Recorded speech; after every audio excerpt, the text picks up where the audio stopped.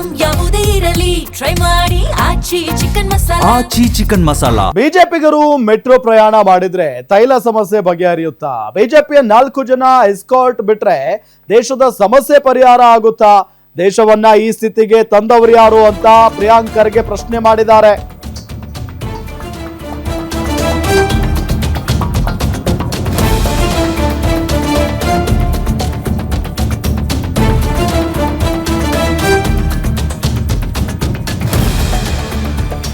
ಕಲಬುರಗಿಯಲ್ಲಿ ಬಿಜೆಪಿ ವಿರುದ್ಧ ಸಚಿವ ಪ್ರಿಯಾಂಕ್ ಖರ್ಗೆ ವಾಗ್ದಾಳಿಯನ್ನು ನಡೆಸಿರೋದು. ಇಷ್ಟು ದಿನ ಎಲ್ಲವೂ ಸರಿಯಾಗಿತ್ತು ಅಂತ ಪ್ರಧಾನಿ ಮೋದಿ ಹೇಳ್ತಾ ಇದ್ರು. ಆದ್ರೀಗ ದೇಶದ ಆರ್ಥಿಕ ಸ್ಥಿತಿ ಆಪತ್ತಿನಲ್ಲಿದೆ. ಯಾಕೆ?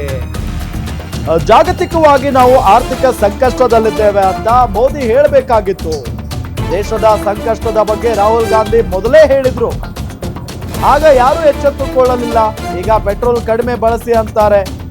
ಏನಾದ್ರೂ ಒಳ್ಳೆ ಸುದ್ದಿ ಇದ್ರೆ ರಾತ್ರಿ 8 ಗಂಟೆಗೆ ಟಿವಿ ಮುಂದೆ ಬಂದು ಹೇಳ್ತಾರೆ. ಇದನ್ನ ಮೊದಲೇ ಯಾಕೆ ಜನರ ಬಳಿ ಹೇಳಲಿಲ್ಲ ಅಂತ ಪ್ರಿಯಾಂಕ್ ಖರ್ಗೆ ಪ್ರಶ್ನೆಯನ್ನ ಮಾಡಿದ್ದಾರೆ. ಜೊತೆಗೆ ಬಿಜೆಪಿಗರು 4 ಜನ ಮೆಟ್ರೋದಲ್ಲಿ ಓಡಾಡ್ಬಿಟ್ರೆ ಎಲ್ಲ ಸರಿ ಹೋಗ್ಬಿಡುತ್ತಾ? ಬಿಜೆಪಿಯ 4 ಜನ ಎಸ್ಕಾರ್ಟ್ ಬಿಟ್ರೆ ದೇಶದ ಸಮಸ್ಯೆ ಪರಿಹಾರ ಆಗ್ಬಿಡುತ್ತಾ?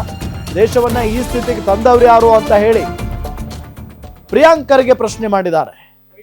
ಹೋಗ್ಬೇಕಾದ್ರೆ ನಾವು ಮೆಟ್ರೋನಲ್ಲೇ ಹೋಗೋದು.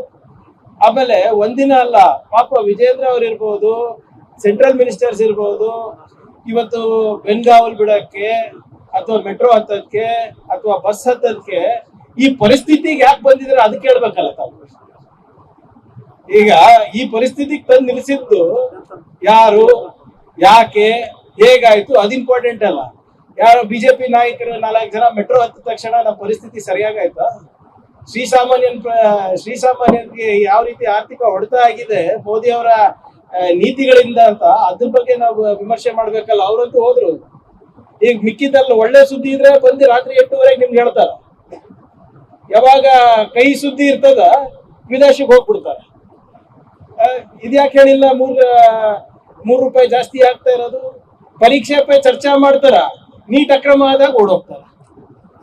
ಗ್ಲೋಬಲ್ ಎಫೆಕ್ಟ್ ಇದೆ. ಗ್ಲೋಬಲ್ ಎಫೆಕ್ಟ್ ಇದ್ರೆ ಅದನ್ನ ಒಪ್ಕೊಳ್ಳಕ್ಕೆ ಏನಂತೆ ಪಾರ್ಲಿಮೆಂಟ್ ನಲ್ಲಿ ಹೇಳ್ಬೇಕಲ್ಲ. ಹೌದು, ಹಿಂಗೆ ವಿದೇಶದಲ್ಲಿ ಯುದ್ಧ ಆಗ್ತಾ ಇದೆ, ನಾವು ನಮ್ಮ ಪರಿಸ್ಥಿತಿ ಗಂಭೀರ ಆಗಬಹುದು ಅಂತ ರಾಹುಲ್ ಗಾಂಧಿ ಅವರು ಹೇಳಿದ್ರೆ ಇವರು ಏನು ಇಲ್ಲ ಅಂತ ಹೇಳ್ತಾರೆ. ಹರ್ದೀಪ್ ಸಿಂಗ್ ಪುರಿ ಅವರು ಮತ್ತೆ ಮೋದಿ ಅವರು ಅದೇ ಪಾರ್ಲಿಮೆಂಟ್ ಅಲ್ಲಿ ಚರ್ಚೆ ಮಾಡಬಹುದು. ಪ್ರಧಾನಿ ಮೋದಿ ಮಾತಿಗೆ ಕೈ ಜೋಡಿಸಿದ್ರ ದೇಶದ ಜನತೆ. ಮೋದಿ ಸಂದೇಶದ ಬಳಿಕ ಚಿನ್ನ ವ್ಯಾಪಾರದ ಮೇಲೆ ಭಾರಿ ಎಫೆಕ್ಟ್ ಆಗಿದೆ. ದೇಶಾದ್ಯಂತ ಚಿನ್ನ ಬೆಳ್ಳಿ ಖರೀದಿಯಲ್ಲಿ ಭಾರಿ ಇಳಿಕೆಯಾಗಿದೆ. 50% ಖರೀದಿ ಇಳಿಕೆ ಅಂತ ಹೇಳ್ತಾ ಇದ್ದಾರೆ ವ್ಯಾಪಾರಿಗಳು. ಚಿನ್ನ ಬೆಳ್ಳಿ ದರ ಏರಿಕೆನೂ ಖರೀದಿ ಇಳಿಕೆಗೆ ಪ್ರಮುಖ ಕಾರಣ, ಅದರಲ್ಲಿ ಯಾವುದೇ ರೀತಿಯಾದಂತಹ ಡೌಟ್ ಇಲ್ಲ. ಗ್ರಾಹಕರು ಇಲ್ಲದೆ ಚಿನ್ನದ ಅಂಗಡಿಗಳು ಖಾಲಿ ಹೊಡಿತಾ ಇದ್ದಾವೆ. ಜನರಿಲ್ಲದೆ ಬಣಗುಡ್ತಾ ಇದೆ ನಗರದ ಬಹುತೇಕ ಜ್ಯುವೆಲರಿ ಶಾಪ್ಸ್. ಅಧಿಕ ಮಾಸ ಬಂದಿರೋದು ಖರೀದಿ ಕಡಿಮೆಗೆ ಪ್ರಮುಖ ಕಾರಣವಂತೆ.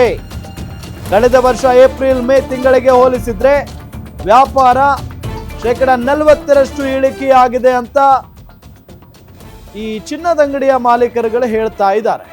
ಸೊ ಗೋಲ್ಡ್ ಖರೀದಿ ಇಳಿದಿದ್ಯಾಕೆ ಹಾಗಾದ್ರೆ? ಬಂದು ಬಹಳ ಪ್ರಮುಖವಾಗಿ ಪ್ರಧಾನಿ ನರೇಂದ್ರ ಮೋದಿ ಅವರು ಕೊಟ್ಟಂತ ಕರೆ.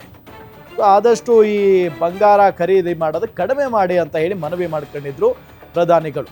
ಸೊ ಹಾಗಾಗಿ ಅದು ಕೂಡ ಒಂದು ಕಾರಣ. ಇನ್ನು ಚಿನ್ನ ಬೆಳ್ಳಿ ದರ ಏರಿಕೆಯಾಗಿರೋದು ಬಹಳ ಇಂಪಾರ್ಟೆಂಟ್ ಇದು.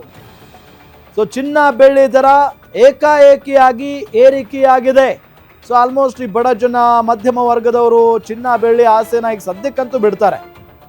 ಕಡಿಮೆ ಆಗೋವರೆಗೂ, ಬೆಲೆ ಕಡಿಮೆ ಆಗೋವರೆಗೂ ಮತ್ತೆ ಚಿನ್ನ ಬೆಳ್ಳಿ ಖರೀದಿ ಮಾಡೋ ಆಸೆಗಂತೂ ಹೋಗಲ್ಲ. ಸೊ ಇದು ಕೂಡ ಒಂದು ಕಾರಣ. ಮದುವೆ ಸೀಸನ್ ಮುಗಿದಿರೋದು, ಮದುವೆ ಸೀಸನ್ ಈಗ ಮುಗಿದಾಯಿತು. ಸೊ ಇದು ಕೂಡ ಚಿನ್ನ ಬೆಳ್ಳಿ ಖರೀದಿ ಕಡಿಮೆ ಆಗಿರೋದಕ್ಕೆ ಒಂದು ಕಾರಣ. ಸೊ ಮದುವೆ ಸೀಸನ್ ಮುಗಿದಿದೆ, ಈಗ ಅಧಿಕ ಮಾಸ ಬಂದಿರೋದು. ಸೊ ಸಾಮಾನ್ಯವಾಗಿ ಅಧಿಕ ಮಾಸದಲ್ಲಿ ಸಂದರ್ಭದಲ್ಲಿ ಜನ ಚಿನ್ನ ಬೆಳ್ಳಿ ಖರೀದಿ ಮಾಡೋದು ತೀರಾ ಕಡಿಮೆ. ಈ 4 ಕಾರಣಗಳಿಂದ ಈಗ ಚಿನ್ನ ಬೆಳ್ಳಿ ಏನು ಖರೀದಿದಾರರ ಸಂಖ್ಯೆ ಅಂತೂ ಕಡಿಮೆ ಆಗಿದೆ. 40%, ಅದು ಕೂಡ 40ರಿಂದ 50% ಕಡಿಮೆ ವ್ಯಾಪಾರ ಆಗ್ತಾ ಇದೆ ಅನ್ನೋ ನಿಟ್ಟಿನಲ್ಲಿ ಚಿನ್ನದಂಗಡಿಯ ಮಾಲೀಕರುಗಳು ಹೇಳ್ತಾ ಇದ್ದಾರೆ. ಸೊ ಆಲ್ಮೋಸ್ಟ್ ಜ್ಯುವೆಲರ್ಸ್ ಏನು ಇದಾವಲ್ಲ ಶಾಪ್ಸ್ ಎಲ್ಲ ಕೂಡ ಖಾಲಿ ಹೊಡಿತಾ ಇದ್ದಾವೆ. ಸೊ ಅದಕ್ಕೆ ಭಾಳ ಪ್ರಮುಖ ಕಾರಣ ಅಂತ ಅಂದರೆ ಒಂದು ಬೆಲೆ ಏರಿಕೆ ಆಗಿರೋದು, ಮತ್ತೊಂದು ಆದಷ್ಟು ಗೋಲ್ಡ್ ಖರೀದಿ ಕಡಿಮೆ ಮಾಡಿ ಅಂತ ಹೇಳಿ ಪ್ರಧಾನಿ ನರೇಂದ್ರ ಮೋದಿ ಅವರೇ ಕರೆ ಕೊಟ್ಟಿದ್ದರ ಪರಿಣಾಮ ಈ ರೀತಿಯಾಗಿ ಆಗ್ತಾ ಇದೆ ಅಂತಲೇ ಹೇಳ್ಬೋದು.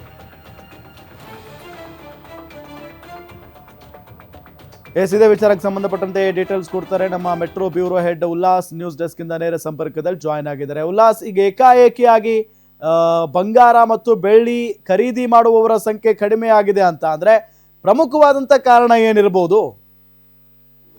ರಾಮ್, ಪ್ರಧಾನಿ ಮೋದಿಯವರು ಇತ್ತೀಚೆಗೆ ಒಂದು ಮನವಿಯನ್ನು ಮಾಡಿದರು ಇಡೀ ದೇಶದ ಜನತೆಗೆ. ಯುದ್ಧ ನಡೀತಾ ಇದೆ, ಸೊ ಹಾಗಾಗಿ ಸಾಧ್ಯವಾದಷ್ಟು ಚಿನ್ನ ಮತ್ತು ಬೆಳ್ಳಿ ಖರೀದಿ ಮಾಡೋದನ್ನು ಕಡಿಮೆ ಮಾಡಿ, ಹಾಗೆಯೇ ನಿಮ್ಮ ಮನೆಯಲ್ಲಿ ಯಾವುದಾದ್ರು ಸಭೆ ಸಮಾರಂಭ ಇದ್ದರೂ ಅದನ್ನು ಸಾಧ್ಯ ಆದಷ್ಟು 1 ವರ್ಷಗಳ ಕಾಲ ಮುಂದೂಡಿ ಅನ್ನುವಂಥ ಒಂದು ಮನವಿಯನ್ನು ಮಾಡಿಕೊಂಡಿದ್ರು. ಇದ್ರ ಬೆನ್ನಲ್ಲೇ ಚಿನ್ನ ಮತ್ತು ಬೆಳ್ಳಿಯ ದರದಲ್ಲಿ ಸಾಕಷ್ಟು ಹೆಚ್ಚಳ ಆಗಿತ್ತು, ನಿರೀಕ್ಷೆಗೂ ಮೀರಿ ಹೆಚ್ಚಳ ಆಗಿತ್ತು. ಇದು ಒಂದು ಕಡೆ ಚಿನ್ನ ಪ್ರಿಯರಲ್ಲಿ ಅಸಮಾಧಾನ ಆಗಿತ್ತು. ಯಾಕೆಂತಂದರೆ ಒಂದು ಕಡೆ ಮೋದಿ ಚಿನ್ನವನ್ನು ಸಾಧ್ಯ ಆದಷ್ಟು ಖರೀದಿಯನ್ನು ಮುಂದೂಡಿ ಅನ್ನುವಂಥ ಒಂದು ಮನವಿಯನ್ನು ಮಾಡಿದ್ರು. ಇದ್ರ ಬೆನ್ನಲ್ಲೇ ಚಿನ್ನದ ದರನ್ನು ಕೂಡ ಹೆಚ್ಚಾಗಿತ್ತು ಅನ್ನುವಂಥ ಒಂದು ಬೇಸರವನ್ನು ವ್ಯಕ್ತಪಡಿಸಿದ್ರು. ಸೊ ಈಗ ಮಾರುಕಟ್ಟೆಯಲ್ಲಿ ಚಿನ್ನ ಮತ್ತು ಬೆಳ್ಳಿ ಖರೀದಿ ಮಾಡುವಂಥ ವಿಚಾರದಲ್ಲಿ ಸಾಕಷ್ಟು ಇಳಿಕೆ ಆಗಿದೆ.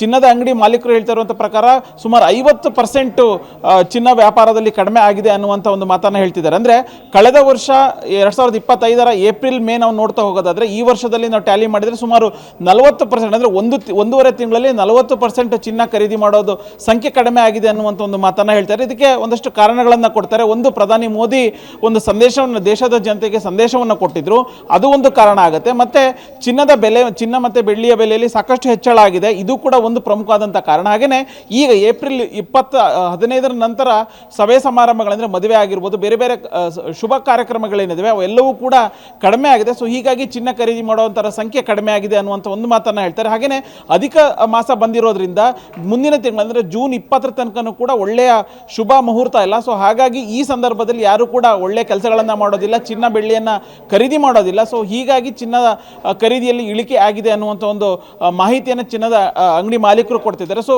ಜೂನ್ 20 ನಂತರ ಎಂದಿನಂತೆ ಚಿನ್ನ ವ್ಯಾಪಾರ ಏನಿದೆ ಅದು ಸಹಜ ಸ್ಥಿತಿಗೆ ಬರುತ್ತೆ ಅನ್ನುವಂತಹ ಒಂದು ವಿಶ್ವಾಸವನ್ನು ಕೂಡ ವ್ಯಕ್ತಪಡಿಸಿದ್ದಾರೆ. ರಾಮ್, ಓಕೆ, ಥ್ಯಾಂಕ್ ಯು ತಮ್ಮೆಲ್ಲ ಮಾಹಿತಿಗಾಗಿ.